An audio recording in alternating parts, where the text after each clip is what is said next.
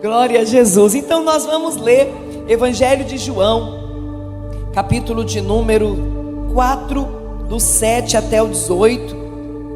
Hoje vai ser diferente. Nós vamos encerrar esse culto lá fora, porque eu vou fazer um ato profético. O pastor Giovanni teve medo de acontecer alguma tragédia aqui dentro. Então vamos fazer lá fora por precaução, amém? Então fique bem atento em cada detalhe dessa palavra, porque nós vamos encerrar esse culto lá fora, em alto nível, amém? A hora que for para fora, já pode levar suas coisas, que de lá mesmo a gente já vai embora, tá bom? Mas por enquanto você pode ficar tranquilo, que nós ainda tem aqui uma meia horinha de palavra. Então vamos lá. Eu havia preparado para o outro Débora, como ele faltou, vamos para esse. Glória a Deus. Jesus sabe o dia certo, a hora certa de tratar conosco, né, irmãos? Eu não vejo nada como coincidência ou como impedimento do inimigo. Eu vejo como o agir de Deus tão poderoso, tão criterioso nos detalhes para tratar conosco. Diz assim a palavra do Senhor: veio uma mulher de Samaria tirar água, e disse-lhe Jesus: dá-me de beber, porque os seus discípulos tinham ido à cidade comprar comida. Disse-lhe, pois, a mulher samaritana: como sendo tu judeu me pedes de beber a mim, que sou mulher samaritana? Porque os judeus não se comunicam com os samaritanos. Jesus respondeu e disse-lhe: se tu conheceras o dom de Deus e quem é que te diz dá-me de beber, tu lhe pedirias e ele te daria água viva. Disse-lhe a mulher: Senhor, tu não tens com que tirar, e o poço é fundo. Onde, pois, tens água viva? És tu maior do que o nosso pai Jacó, que nos deu o poço, bebendo ele próprio dele e os seus filhos e o gado?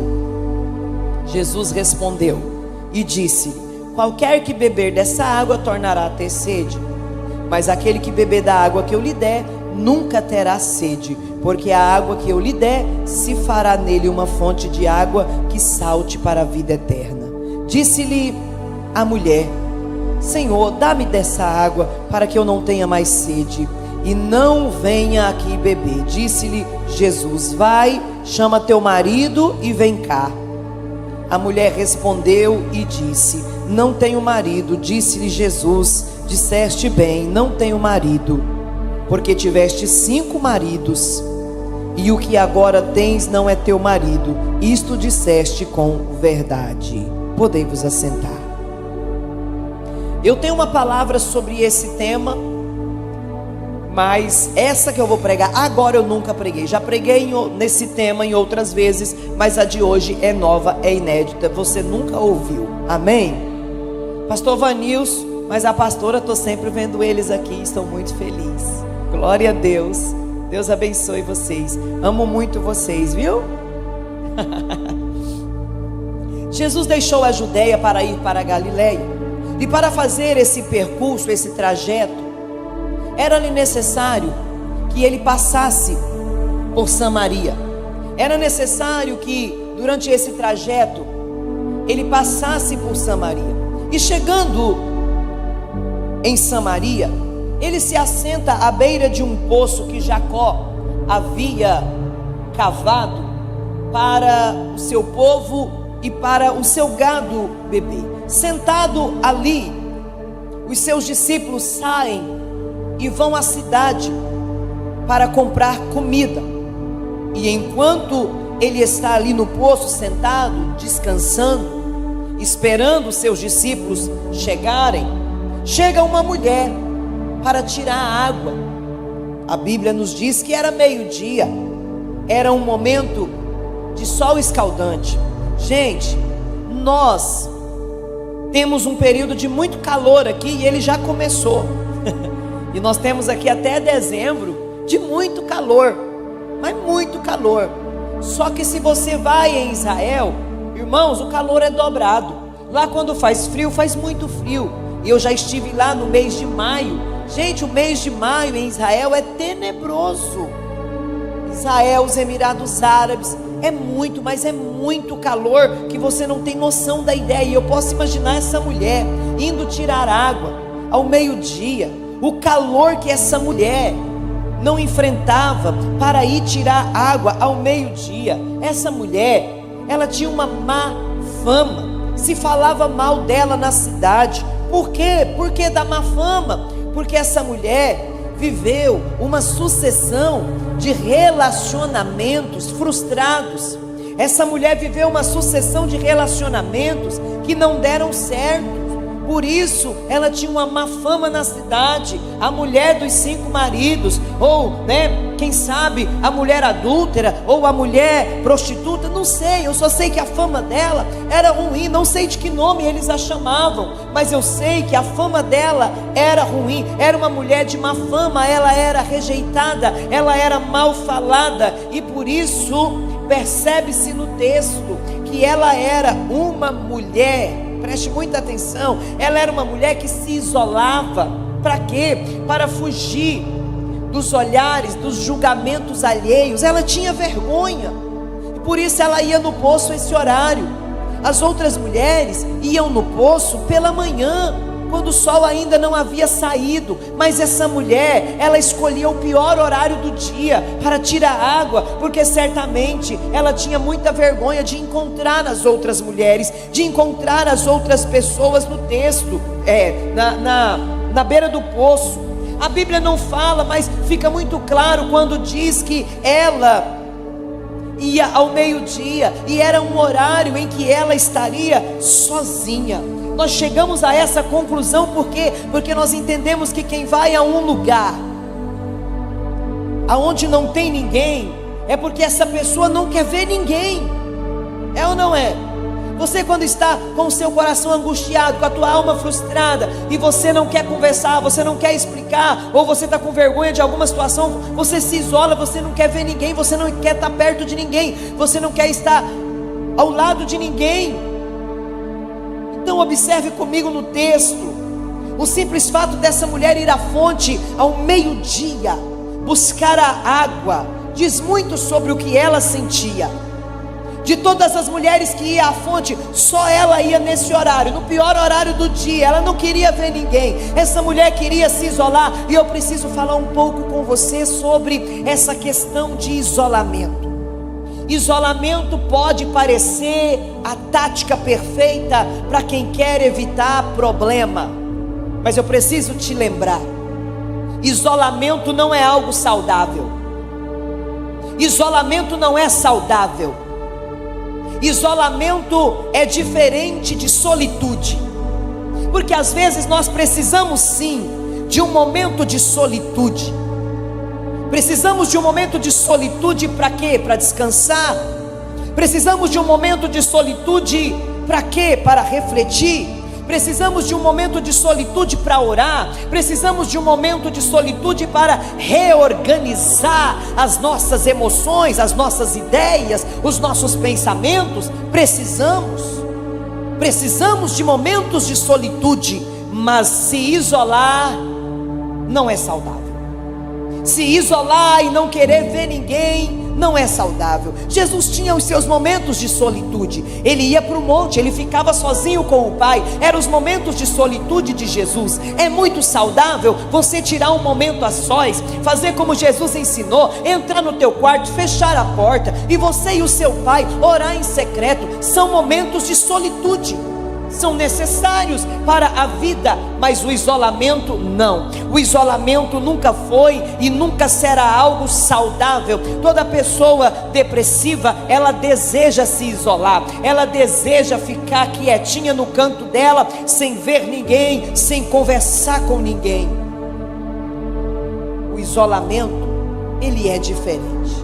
A pessoa não se afasta porque ela encontrou paz. Ela se afasta porque ela perdeu a confiança.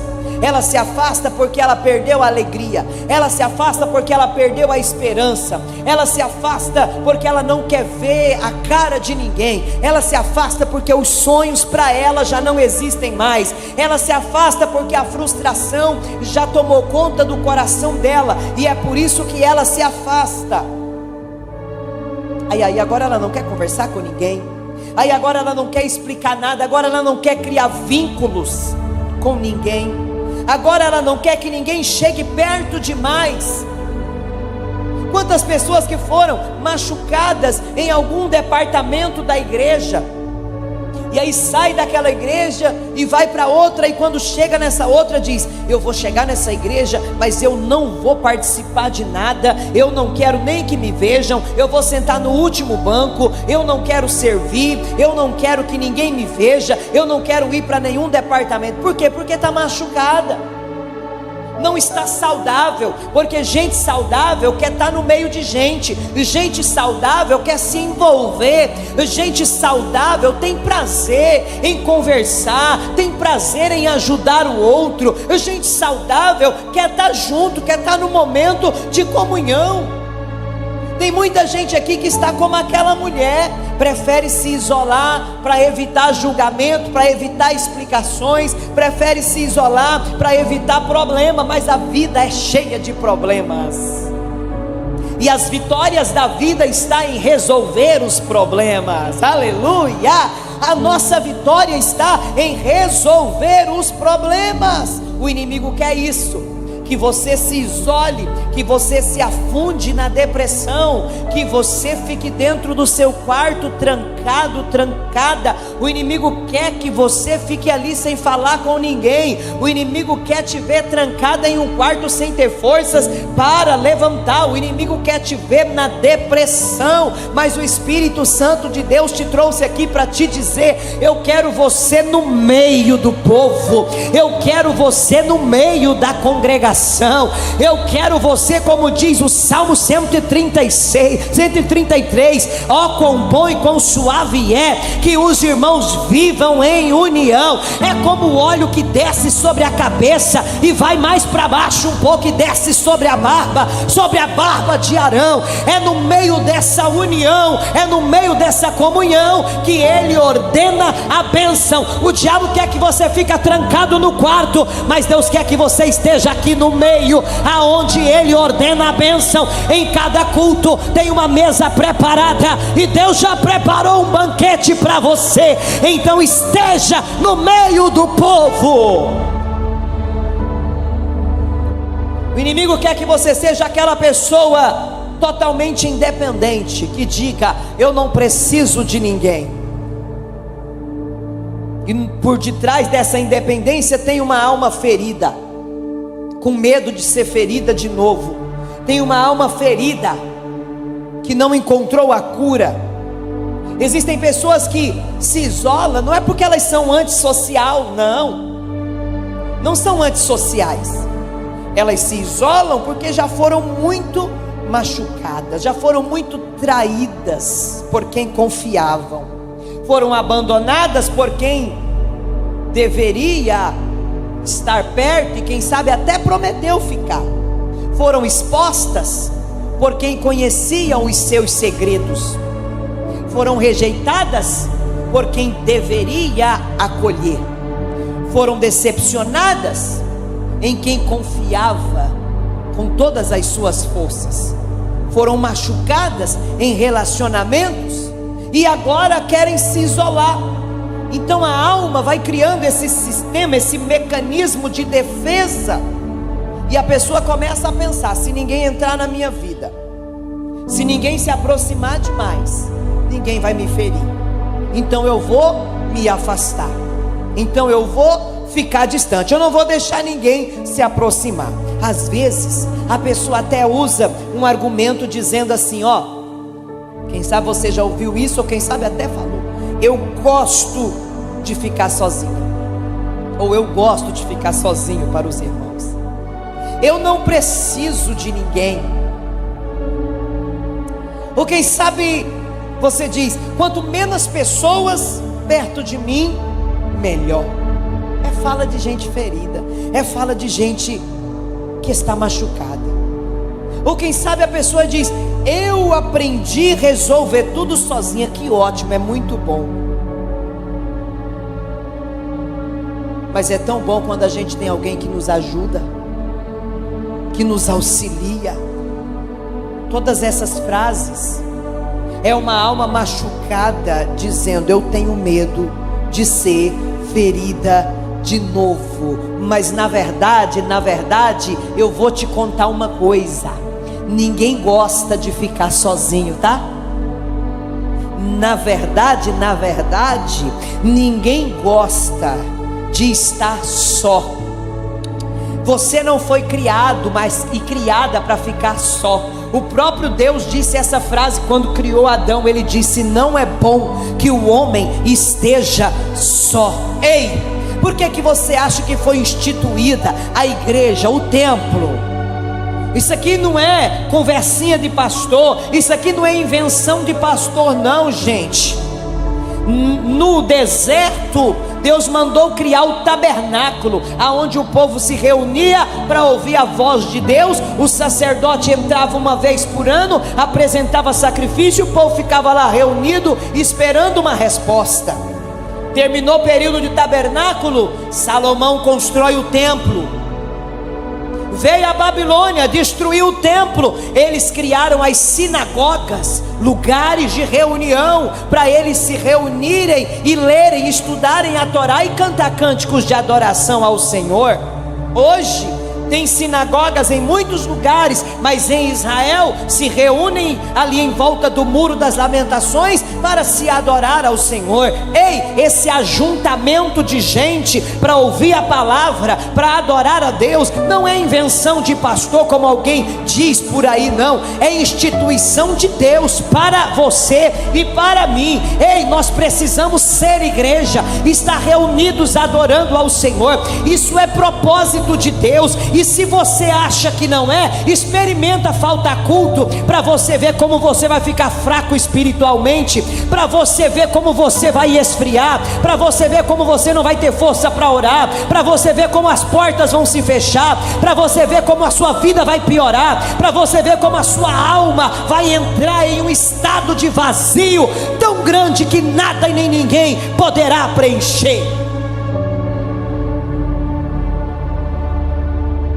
Tinha um hino que eu cantava antigamente, ele era muito bonito.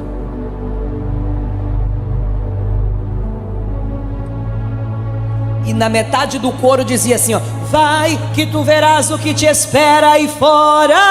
Vai, pega os seus bens e arruma a mala e vai embora. Vai, eu quero ver se você será feliz longe de mim. Vai, que os seus amigos já estão te esperando. Vai, enquanto a festa e a balada está rolando. Vai, mais ou menos assim. Uma hora nós vamos ensaiar para nós cantar aqui para eles. É Deus dizendo: vai, você quer ir? Vai, experimenta se é bom lá fora, experimenta se tem alegria lá fora. Irmão, aqui você pode estar com a conta no vermelho, mas você ouve uma palavra, você fica tão feliz. Você pode ter acabado de ter tido um problema terrível lá na sua casa, mas você sente a presença de Deus, irmão. Você esquece o problema que ficou, você esquece tudo, porque esse é o lugar onde o Senhor ordena a bênção. Esse é o lugar, é no meio da comunhão. Então é por isso que o diabo quer que você se isole. Para quê? Para você sentir vazio de alma, para você ficar vazio, para você ficar sem esperança. Toda pessoa ferida que não é tratada procura uma maneira de se proteger, de se blindar. Alguns se protegem atacando. Tem gente que você vai falar com ela, ela está com 10 pedras na mão para te atacar. É gente ferida, está machucada. Outros se protegem controlando, querem controlar tudo e todos. Outros se protegem sendo frios, se torna frio, não demonstra amor, não demonstra sentimento. Outros tentam se proteger, tentando agradar todo mundo. Você conhece alguém assim? Quer agradar todo mundo, para quê? Para não ser ferido. E eu vou dar uma deixa aqui, para com isso. Tem gente que mesmo você agradando, fazendo de tudo, elas são ingratas de natureza. É tipo aquele vídeo do cara querendo tirar a cobra do fogo. Ela vai morder ele fazendo um favor. Ele tirando ela do fogo, ela morde. Por quê? Porque é da natureza dela morder. Ela vai morder. E outros tentam se proteger isolando. Por isso, nem sempre isolamento é só um problema de alguém que resolveu se tornar antissocial. Isolamento, é só uma fumaça. O incêndio está muito mais lá embaixo. Só foi a fumacinha que subiu, mas o incêndio já está acontecendo lá embaixo. Meu Deus do céu, Deus está falando com alguém aqui. Talvez a causa do isolamento de alguém aqui seja um abandono. Talvez a causa do isolamento de alguém aqui seja uma rejeição. Talvez a causa do isolamento de alguém aqui seja uma frustração por algo que você lutou para que acontecesse e não aconteceu. Talvez a causa do isolamento de alguém aqui seja um abuso. E isso é muito mais comum do que muita gente imagina. E por estar falando de isolamento, você mamãe, não vou dizer papai não, porque a mãe é que está mais perto, a mãe é que conversa mais, assim acredito.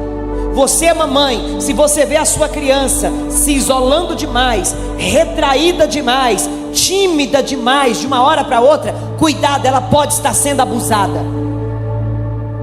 E você precisa observar os detalhes.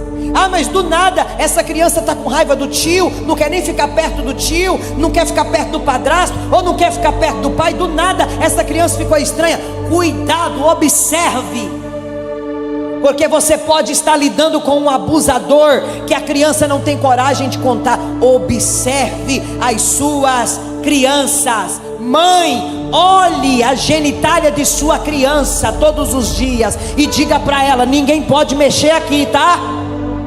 Porque quando alguém mexer, ela vai dizer: mamãe falou que não pode. Está entendendo? Talvez o isolamento seja por isso, por perdas, por decepções que nunca foram processadas. Porque tem decepções que a gente não consegue processar na hora.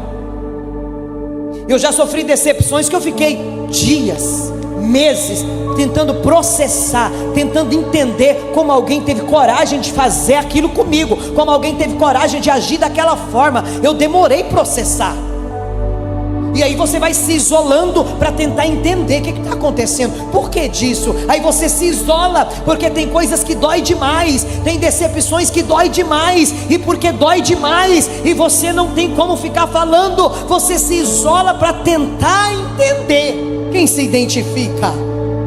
Você quer entender o porquê, você quer entender a situação, e você vai demorando para processar.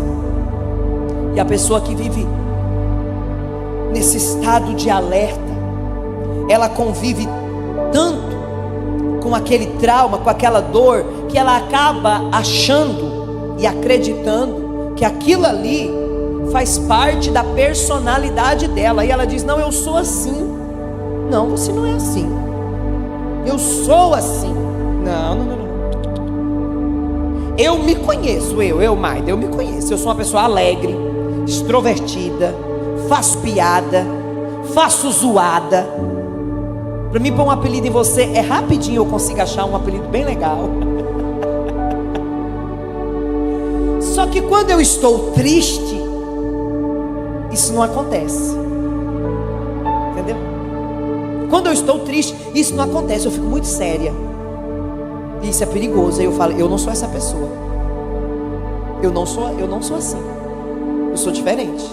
Eu não sou desse jeito. Então eu começo já, entendeu? A identificar, a procurar uma forma de me curar, porque senão eu sei aonde isso pode dar. Tá entendendo? Eu não posso me conformar e dizer: não, agora só porque eu tenho 43 anos eu vou ficar assim. Não. Eu vou morrer sei lá com quantos anos do mesmo jeito, porque eu sou assim. Eu sou alegre, eu sou risonha, eu dou risada de tudo. Eu sou alegre, eu não vou envelhecer uma velha rabugenta, triste. Não, eu me recuso. Eu me recuso a isso. Quem está entendendo diz glória a Deus. Então isso não é a sua personalidade, você não é assim. É um mecanismo de defesa da tua alma que está em ação para fazer você se isolar. E eu vim dizer para você, você que anda triste, você que anda angustiado, você que anda se isolando, não quer falar com ninguém, não tem mais prazer em sentar em volta da mesa, em convidar os amigos para um banquete, eu vim dizer para você, essa não é a sua personalidade, essa não é você, esse não é você, nós não somos assim, esse não é o seu jeito, você não é assim. Você foi criado, foi criada para ser uma mulher alegre, para refletir a glória de Deus por onde você passar. Você foi criado, foi criada para ser a imagem do seu Criador, para exalar o bom cheiro de Cristo, aonde você passar, as pessoas perceber, olha o cheiro de Jesus nela, olha o cheiro de Jesus nele, oh glória, o cheiro de Cristo está nele, o cheiro de Cristo está nela. Você nunca vai ver alguém sentindo uma fragrância de cara feia. Pegou? Já pensou? Só se for de merda. Aí você... Mas se é perfume, você vai cheirar assim, ó. É ou não é? Se o cheiro é bom, você vai cheirar assim, sorrindo. Nós somos o bom cheiro de Cristo. Nós carregamos esse cheiro e aonde a gente passa, nós exalamos alegria, nós fazemos as pessoas sorrirem por causa da presença de Deus, por causa da glória de Deus, aleluia. Então levante uma das tuas mãos e diga: eu sou alegre e serei muito feliz a partir desse dia. Ai, Jesus, glória a Deus. Jesus quer que você esteja no meio e não isolada em um canto. Jesus quer que você esteja envolvido nas coisas espirituais, porque é nesse ambiente, é fazendo isso que nós nos alegramos. Você não nasceu assim, desconfiado. Você aprendeu a desconfiar por algo que você sofreu. Você não nasceu assim, frio, sem demonstrar algum tipo de sentimento. Não, você não nasceu assim.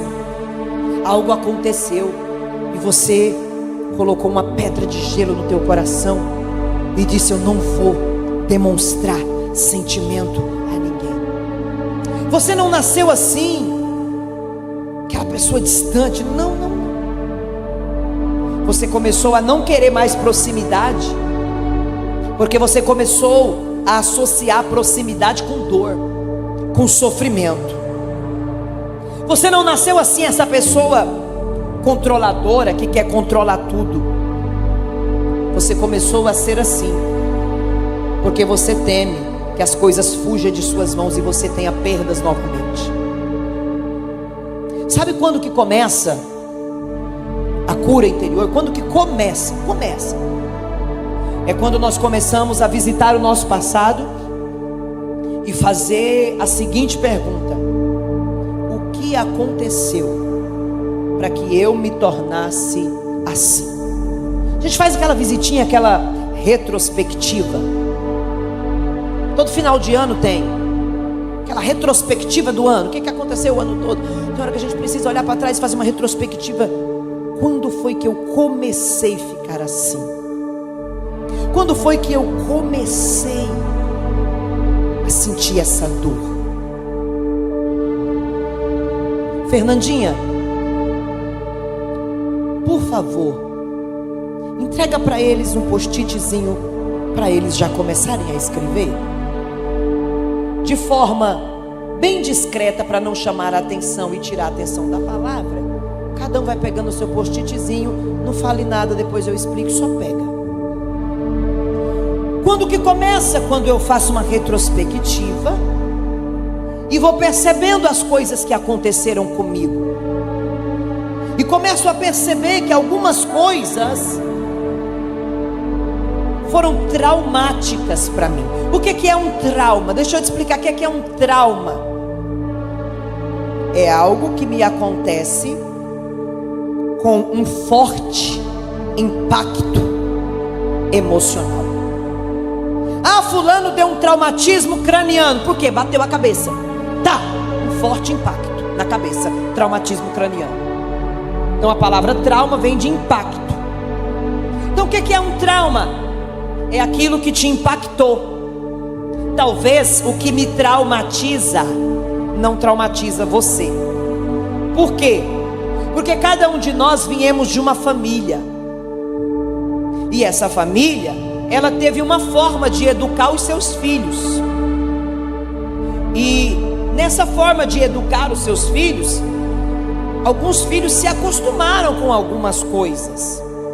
Está entendendo? Tem famílias que são acostumadas com pais e mães que lhes tratam bem, não xingam,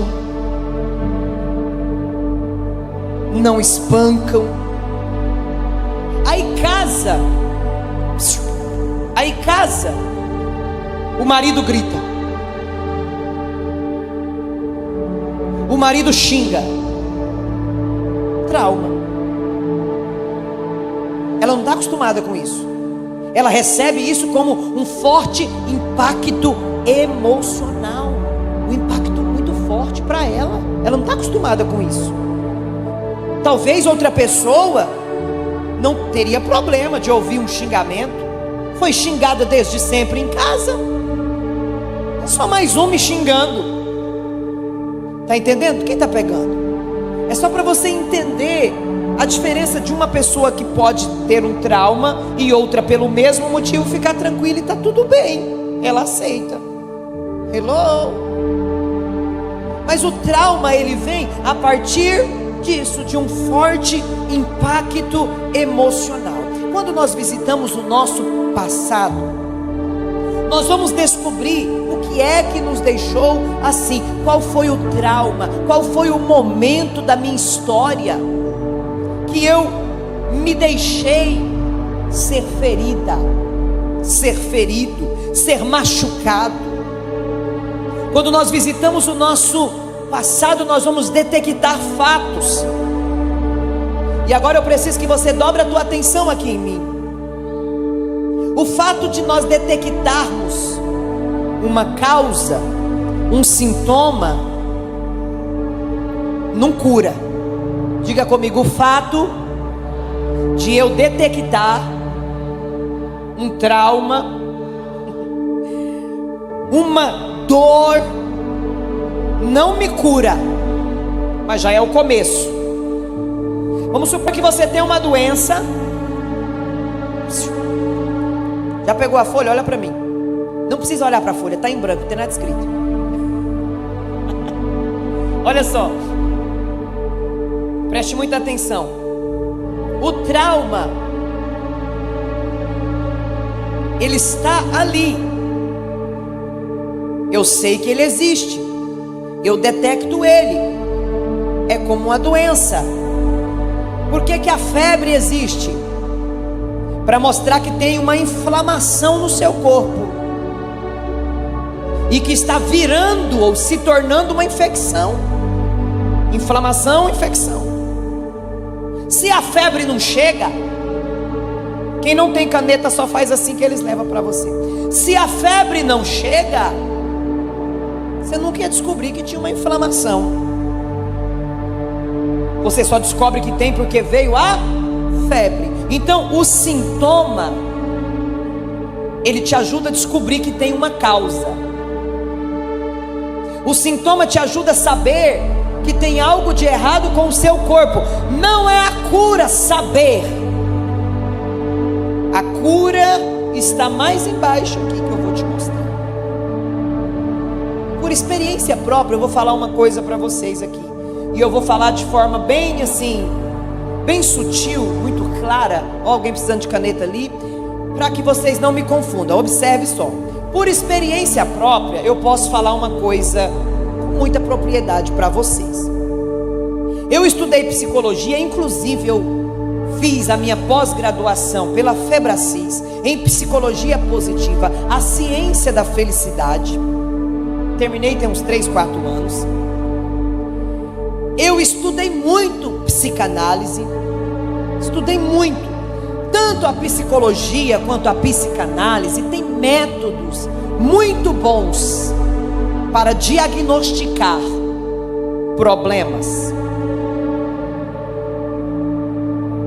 A psicologia e a psicanálise tem métodos maravilhosos para diagnosticar o problema. Quem aqui já fez terapia? O psicólogo ou o psicanalista foi conversando com você, foi te fazendo perguntas, foi te deixando falar e depois te deu um diagnóstico. Foi ou não foi? Você é assim, assim, assim. Você precisa disso, disso e disso. Eles dão o diagnóstico, gente. Mas quem cura é só Jesus. Está entendendo? Quem cura, ei, o psicanalista é muito bom, o trabalho deles é muito válido. Se você pode, tem condição, faça sim uma terapia. Encha o ouvido deles lá de coisa. Fale muito. Esvazie tudo. Mas quem cura é só Jesus. Porque é bom falar, irmão. É bom falar, principalmente para quem não vai tomar partido. Principalmente, sabe, para aquele juiz que está ali apitando o jogo. Ele torce para o Corinthians, mas está apitando um jogo do Palmeiras e o Flamengo. Entendeu? Isso é o psicólogo. Ele não vai puxar nem para um lado nem para o outro, se for um bom profissional. Então ele vai ouvir você e vai saber te dar o conselho certo e vai diagnosticar o seu problema emocional. Mas quem cura a igreja é só Jesus. Vai lá e descubra o que está acontecendo. Aí você vai em Jesus e diz: Jesus, eu tenho trauma, eu tenho muita rejeição, eu tenho isso. Vamos agora para o particular, eu vou para o jejum, eu vou para a oração, porque eu preciso ser curado. Está entendendo? Pegou? Os profissionais são bons, não estou falando mal deles, eu só estou dizendo que ferida de alma só Jesus cura. Lá na alma, só Jesus pode ir. Eu conheço gente que tem 20 anos de psicóloga aí, gente. Que diabo de cura é essa que nunca chega? Nenhum tratamento de câncer dura esse tempo todo. Ou já sara ou o senhor já recolhe. É ou não é? Eu estou mentindo? Ué, vai curar quando? Vamos prosseguir. Não vou ser cancelada. Se eu pudesse falar tudo o que eu penso, irmãos, não é fácil para mim segurar. Só o Espírito Santo pode nos curar. Ele é o Consolador. Jesus falou: eu mandarei outro Consolador. Uma alma ferida, ela está precisando ser consolada pelo Espírito Santo, e só Ele é o Consolador. Então, se você deseja e pode fazer uma terapia, vai lá e faça. Se você encontrar um bom terapeuta, ele vai fazer você enxergar muitos traumas, muitas raízes, muitas feridas, e ele vai te dar um bom diagnóstico para você entender que realmente você é uma pessoa problemática e precisa de ajuda do Espírito Santo de Deus. Aleluia!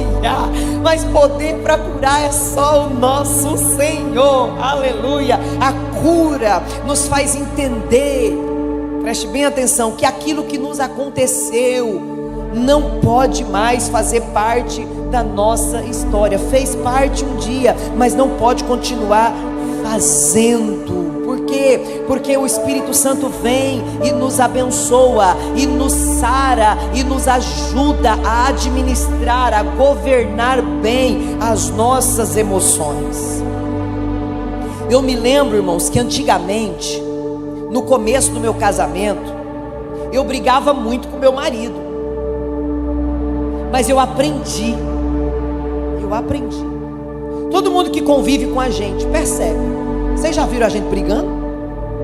Fala a verdade. Por que a gente não briga? Eu vou explicar para vocês. Porque quando eu estou com raiva de alguma coisa que ele fez, ou de alguma coisa que ele falou, eu espero. Passa um dia, passa 2, ele fala assim: o que foi que você está estranho?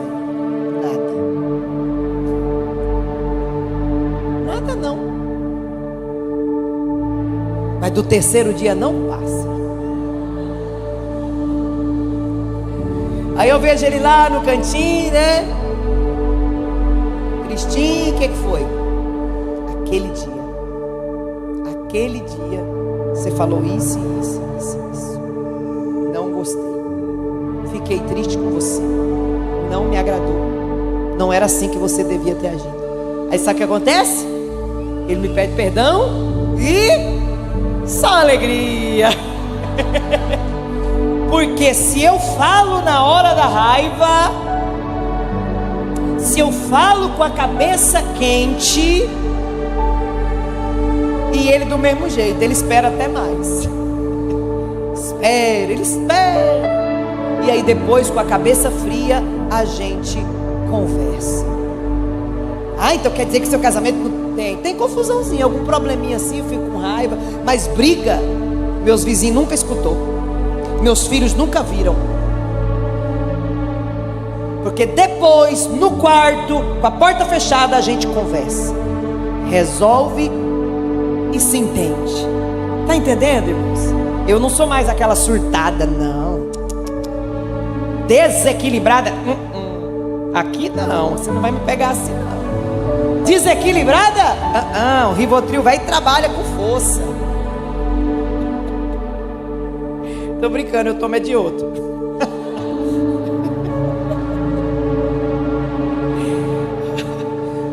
Vou fazer propaganda para ninguém não. Vamos lá.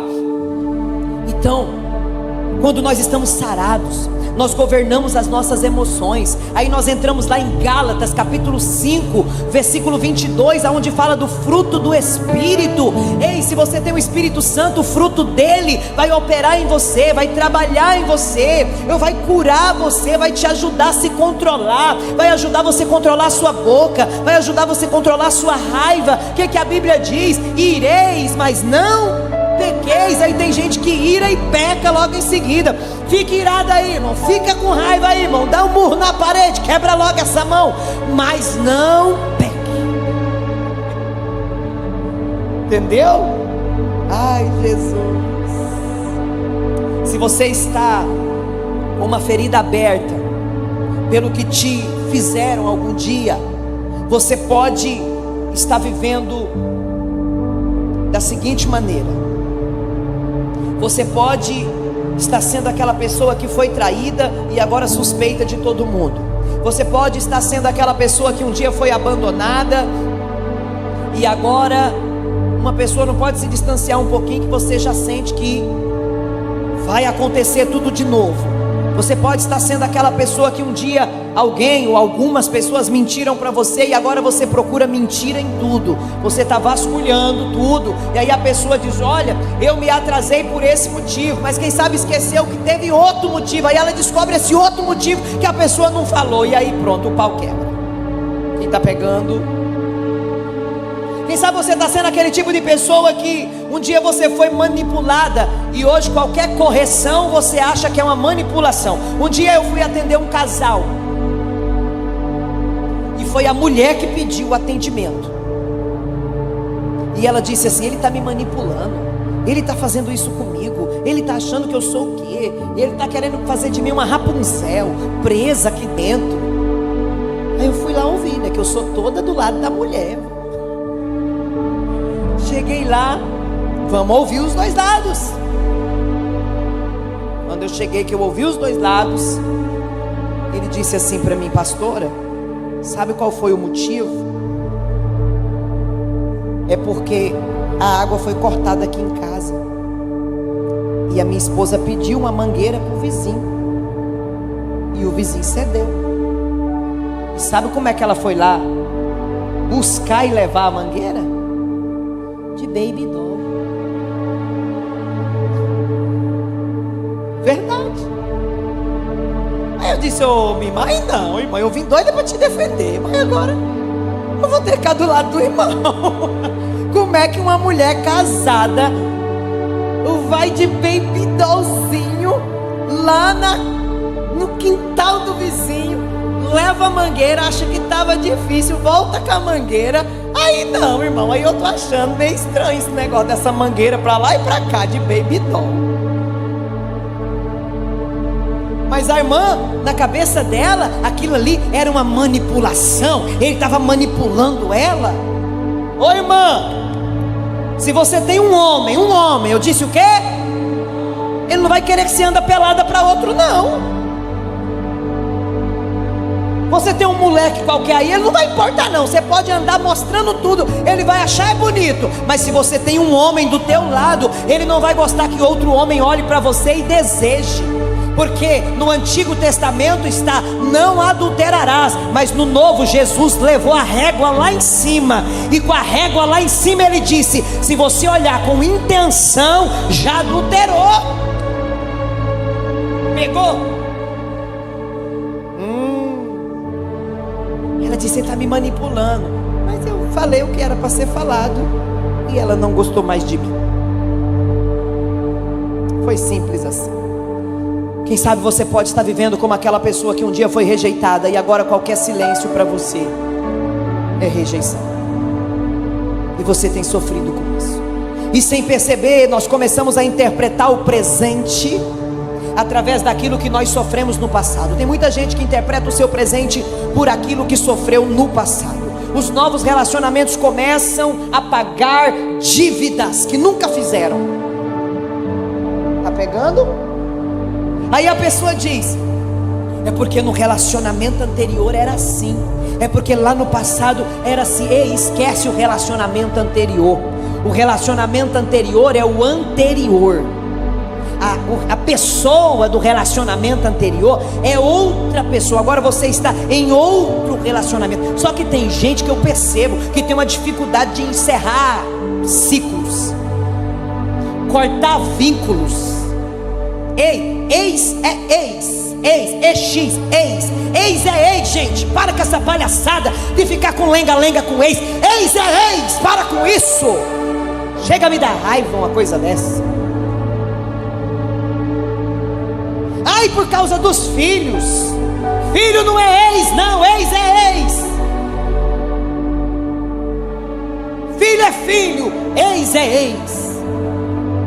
Vocês estão gostando? Eu posso parar.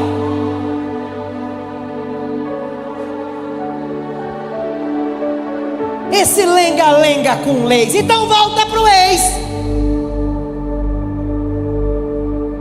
Já que gosta tanto do ex, já que a ex é tão boa, já que o ex é tão bom, volta pra lá.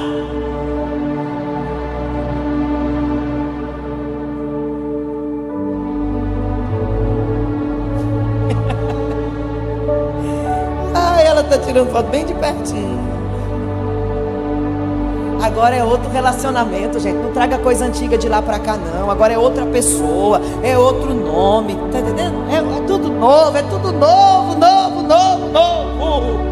Quem não se cura do passado corre o risco de enxergar inimigos em pessoas que Deus preparou para te amar, que Deus colocou, enviou para a sua vida para te amar. Então para com isso, para de enxergar no atual o ex é ex, a ex é ex. Agora você está do lado de alguém e você precisa se esforçar para ser feliz com esse alguém. Vamos viver o presente.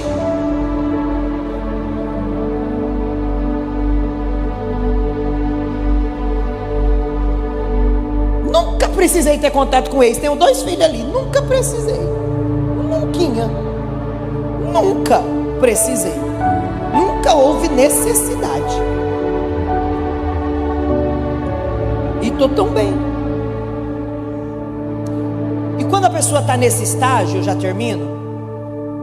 Daqui a pouquinho, falta um pouquinho. Aí nós corremos o risco de entrar naquele estágio de autossabotagem. Samuel não veio, mas eu vim fazer vocês rir. Olha aí, ó. Aí nós entramos naquele estágio da autossabotagem, onde a pessoa não precisa de ninguém para atrapalhar a vida dela. Ela mesma se atrapalha. Já viu aquele memezinho? Eu não preciso de ninguém para fazer merda comigo. Eu sozinho boto minha vida em perigo. É a autossabotagem. A pessoa sozinha ela consegue se autodestruir. Por quê? Porque ela está ferida, ela está machucada, ela está enxergando pelas lentes do passado, ela está julgando pelas lentes do passado.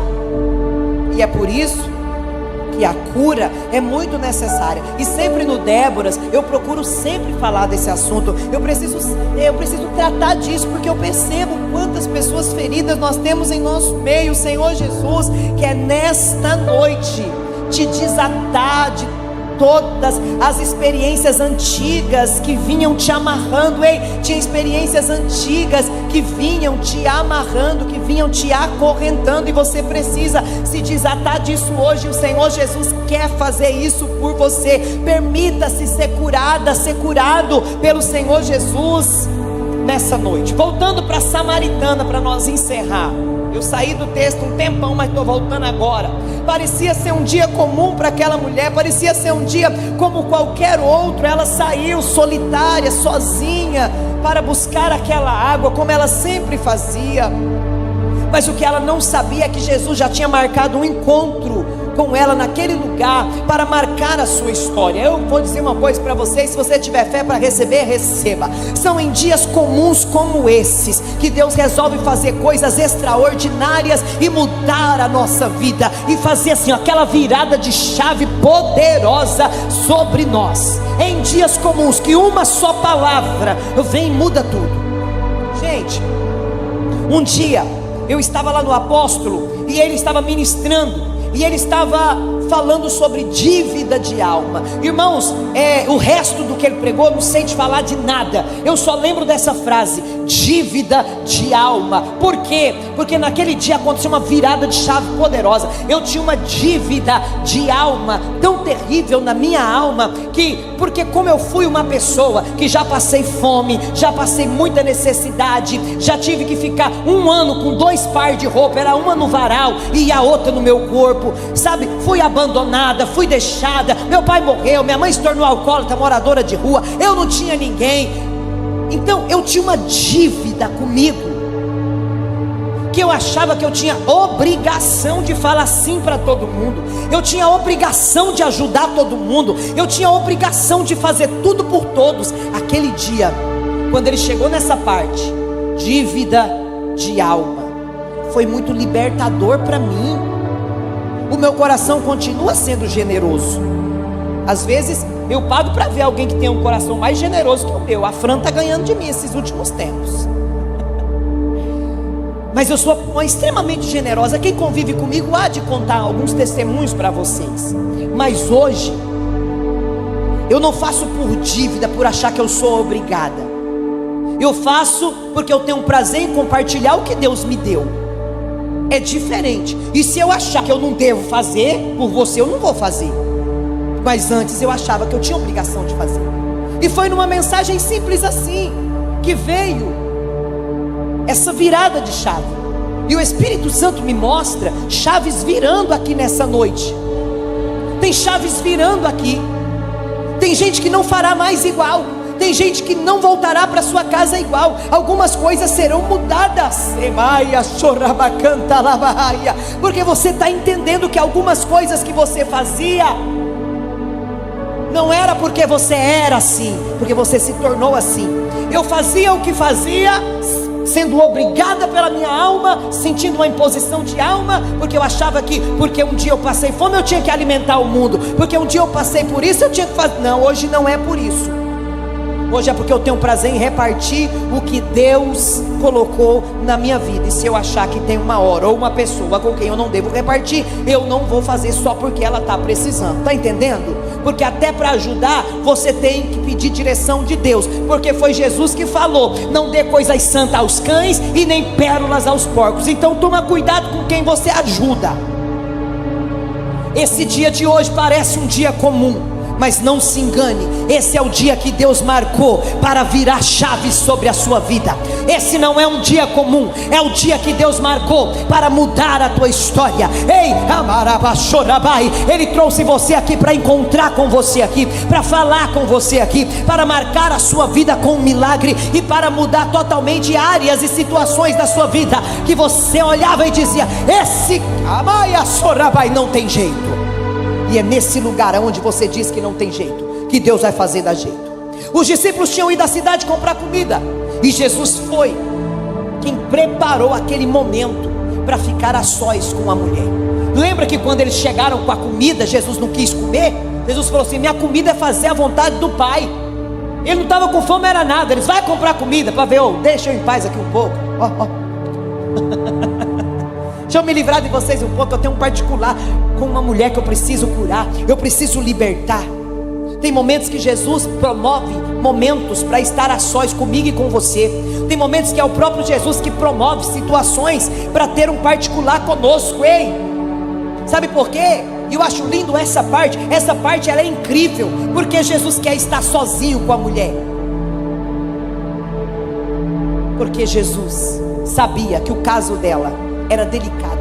Ele não queria expor a história dela, ele não queria expor os erros dela, ele não queria expor os fracassos dela, ele não queria expor as vergonhas dela. E é assim que Deus trata comigo e com você, sem nos expor. Ele trabalha na minha e na sua vida sem expor as nossas vergonhas, sem expor os nossos traumas, sem expor os nossos fracassos. Eu vim dizer para você nessa noite que Jesus está tratando com você aí no seu íntimo, no seu particular. Ele não vai expor a sua história aqui nesse culto, ele não vai expor a sua vergonha aqui nesse culto, ele não vai expor os seus defeitos, ele não vai expor os seus traumas, ele não vai expor a sua intimidade. Ele preserva aquilo que você não quer que ninguém saiba. Quando a mulher chega no poço, Jesus estava lá sentado esperando por ela. Ela estava acostumada a ir buscar água e nunca encontrar ninguém, mas no lugar da solidão daquela mulher, Jesus aparece. Eu profetizo nessa noite, no lugar da sua solidão, Jesus vai aparecer. Quem sabe é no carro andando enquanto você está indo para algum lugar. Quem sabe é no teu quarto, quando você chega e entra ali e fala: meu Deus, que solidão. É no momento da tua solidão, é no lugar da tua solidão que Ele vai aparecer para mudar a tua história, para curar traumas e feridas que existem dentro da tua alma. Quando ela chegou, Jesus criou um diálogo com ela, Jesus criou uma conversa. Jesus disse para aquela mulher: ei mulher, dá-me de beber. Porque ela estava com balde, já que ela está com balde, ela pode me dar algo de beber. Só que a mulher, versículo 9 do capítulo 4 de João, ela diz: como sendo tu judeu, pede a mim água? Pede a mim de beber, que sou uma mulher samaritana. Estava claro, eles não se falavam, eram dois povos que brigavam, eram dois povos que não se davam um com o outro. Ei, a mulher tinha muitas picuinhas, muitas amarguras dentro da alma dela. Ela tinha apego à contenda, à picuinha. Eu podia passar a noite todinha só pregando sobre isso. A gente que tem apego à picuinha, a gente que tem apego à contenda. O negócio aconteceu tem 300 anos, ela está lembrando até hoje. Meu Deus do céu, já não resolveu isso, gente? Já não passou? Para que ficar lembrando? Para que ficar com essa picuinha sempre lembrando? Está pegando? Ela tinha apego ao passado, e eu vim da parte de Deus pedir para você, em nome de Jesus: solta isso hoje, solta essa contenda hoje, solta essa raiva hoje, solta essa mágoa hoje, solta essa picuinha hoje, solta essa ira hoje, solta esse desejo de vingança hoje, solta isso hoje, porque se você não soltar, o Pai não vai te abençoar. Perdoe as nossas dívidas, assim como perdoamos aqueles que nos devem alguma coisa. Se você não perdoa, Deus também não te perdoará. Então solta essa picuinha hoje, solta essa raiva hoje, solta essa contenda hoje. Deus quer fazer uma coisa nova. Solta as coisas velhas hoje, solta essas raivas antigas hoje.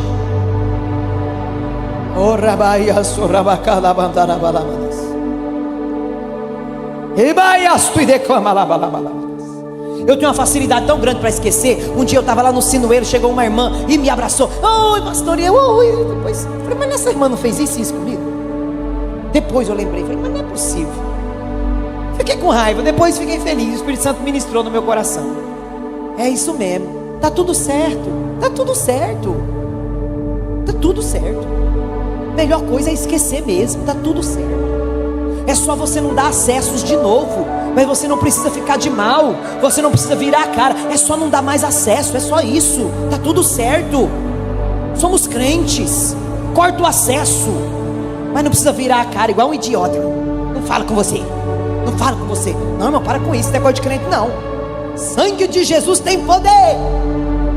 Jesus está fazendo uma coisa nova. Jesus não tinha apego a essas contendas, Jesus não tinha apego a essas coisas. Aí Jesus diz para ela: ah, mulher, se tu soubesse quem é que te pede água, se você soubesse quem sou eu, não seria eu que te pediria, mas tu me pediria, e eu te daria da água viva. A mulher está falando segundo a sua percepção natural, e o Senhor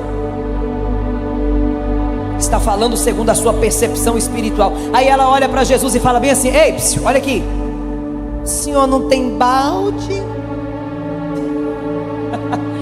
Está entendendo? O senhor não tem um balde? Ei, Jesus não tinha um balde, e por isso a mulher pensava: ele não tem condição de me dar água. Está dizendo aí que se eu pedisse, ele que me daria. Nem balde ele tem. Ei, ele é a fonte. Para que balde, gente? Ei, para que balde? Quando você é a fonte, eu sou a fonte, eu não preciso de balde, mulher. Quem precisa de balde é você. Eu sou a própria fonte.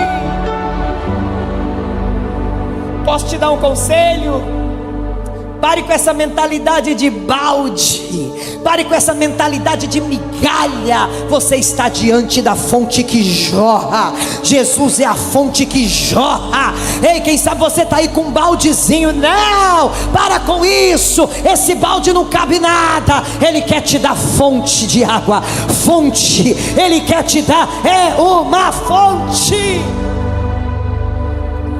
Ela subestimou Jesus porque não tinha um balde. Mas não se engane, não subestime ninguém. Tem gente que parece que tem, mas não tem. Tem gente que parece que não tem, mas tem. Tem gente que parece que está vazio, mas está muito cheio. Tem gente que parece cheio, mas está vazio, não tem nada. Não julgue segundo a aparência. Nós precisamos buscar discernimento antes de julgar alguma coisa. Ela começou a desafiar Jesus e disse: és tu maior do que o nosso pai Jacó, que nos deu o poço? Veja como essa mulher é cheia de amargura, gente. Veja como essa mulher é afrontosa. Veja como essa mulher é cheia de argumento. Ela era uma mulher ferida, ela era uma mulher cheia de amargura, porque as feridas vão nos amargando. Nós vamos ficando uma pessoa amarga, chata, insuportável. Já prestou atenção que tem gente que é difícil você conversar com elas, porque elas são chatas, elas não têm um bom assunto, um bom relacionamento, uma boa conversa. Tudo delas é melhor, só elas que prestam. Já percebeu que tem gente assim? Você conhece alguém assim? Ou você é assim, por isso você não levanta a mão? Vamos lá. Então essa mulher era afrontosa, ela estava muito ferida, ela estava muito machucada, mas ela não era assim. Ela se tornou assim. Ela se tornou assim. Como eu sei disso? Porque ninguém nasce assim, chato não, irmão. A gente vai ficando. A gente vai ficando assim. As experiências, as dores, os traumas, os problemas vão inserindo em nós uma série de sentimentos ruins e vai formando em nós uma falsa identidade, uma identidade que não é nossa. Tem gente aqui que se tornou uma pessoa amarga, tem gente aqui que se tornou uma pessoa totalmente desesperançada. Você conversa com ela, ela não tem esperança para mais nada. Tem gente aqui que se tornou uma pessoa difícil de lidar. Você não era assim, agora você está uma pessoa difícil. Vai te explicar as coisas, você não entende nada. Por quê? Porque não ouve para entender, ouve para responder. Já está sempre aí com a língua afiada para responder. Tem gente aqui que era alegre, mas se tornou uma pessoa triste. As dores, as mágoas foi entristecendo você, foi te deixando assim. Mas Deus te trouxe aqui nesse culto para alinhar as suas emoções e para curar a sua alma, restaurar a sua essência. Você não é uma mulher triste, um homem triste. Você não é assim. A sua essência será restaurada aqui nessa noite. Jesus respondeu: qualquer que beber da água que eu te der voltará a ter sede. Qualquer que beber dessa água do poço voltará a ter sede. Mas quem beber da água que eu lhe der nunca mais voltará a ter sede, porque vai jorrar dentro dela, ó, água para sempre. Jesus está falando de coisas eternas e de coisas espirituais. Jesus está falando de fonte.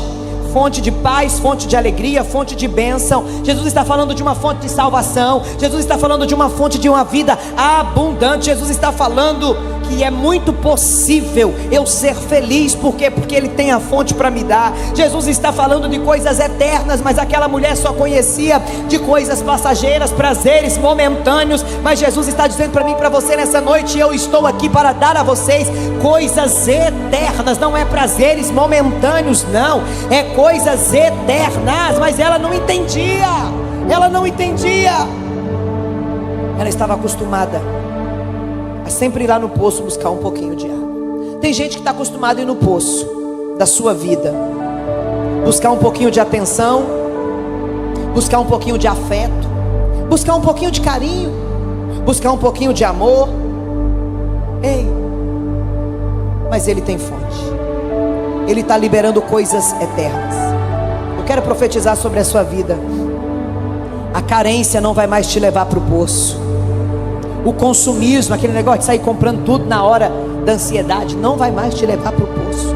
A decepção não vai mais te levar para o poço. A angústia não vai mais te levar para o poço. A traição não vai mais te levar para o poço. A depressão não vai mais te levar para o poço. Por quê? Porque o Senhor está liberando uma fonte de água no interior de cada um de nós.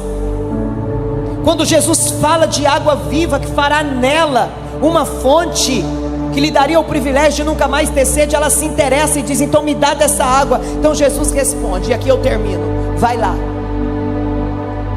chama seu marido. Por que Jesus falou isso? Por que Jesus não deu logo a água? Porque Jesus primeiro mexe na área problemática da nossa vida para trazer cura. Está entendendo? Aí depois Ele dá a bênção. Antes de cumprir algumas palavras liberadas sobre a minha e a sua vida, Ele vai tratar a nossa vida, Ele vai curar a nossa alma. Jesus nos dá a oportunidade de resolver pendências, feridas que estão na alma. Ela responde: eu não tenho marido. A frase foi curta e grossa. Quando nós não queremos tocar em algum assunto, a gente responde assim, curto e grosso. A gente não dá detalhes de nada. A frase foi curta e grossa, sem detalhes. Mas é justamente nessa área que você não quer mexer, que Jesus precisa mexer para te curar. É nessa área que você quer esconder. Jesus está dizendo para algumas pessoas aqui: eu vou fazer uma grande obra na sua vida, mas primeiro eu vou tratar as suas feridas emocionais. Eu vou fazer uma grande obra na tua vida e vou te usar poderosamente, mas primeiro eu vou te ensinar o que é perdão. Eu vou fazer uma grande obra na sua vida, mas primeiro eu vou te ensinar o que você precisa renunciar para viver a minha presença. Eu tenho uma grande obra, eu vou te levantar com grande poder na minha presença, mas primeiro eu vou tratar o seu caráter. Você vai aprender a falar a verdade, você vai aprender a comprar e pagar no dia certo, você vai aprender a honrar o meu nome na terra. Eu vou usar você, Jesus está dizendo, mas primeiro eu preciso restaurar a sua identidade e trazer você de volta para quem você é. Você está entendendo? Disseste bem, não tenho marido porque tiveste 5 e o que você tem agora não é seu. Isso disseste com verdade. Ela já havia se envolvido em 5 relacionamentos e nenhum deu certo, e agora ela estava com um homem que não era dela. Jesus não encontrou apenas uma mulher samaritana, Ele encontrou uma mulher ferida, Ele encontrou uma mulher machucada. Jesus enxerga muito mais do que uma mulher. Ele tinha olhado para ela com um olhar de amor. Essa mulher, ela tinha uma nacionalidade, ela tinha uma história, ela tinha relacionamentos quebrados, ela tinha perguntas, ela tinha amargura na alma, ela tinha necessidades e ela tinha feridas. Talvez a grande diferença entre Jesus e muitas pessoas com as quais nós convivemos, com as quais nós encontramos, é essa: as pessoas, elas olham e vê a nossa história. Jesus olha e vê a nossa alma. As pessoas olham e só vê a nossa história, mas Jesus olha e vê a história, a alma, a pessoa que precisa de mudança.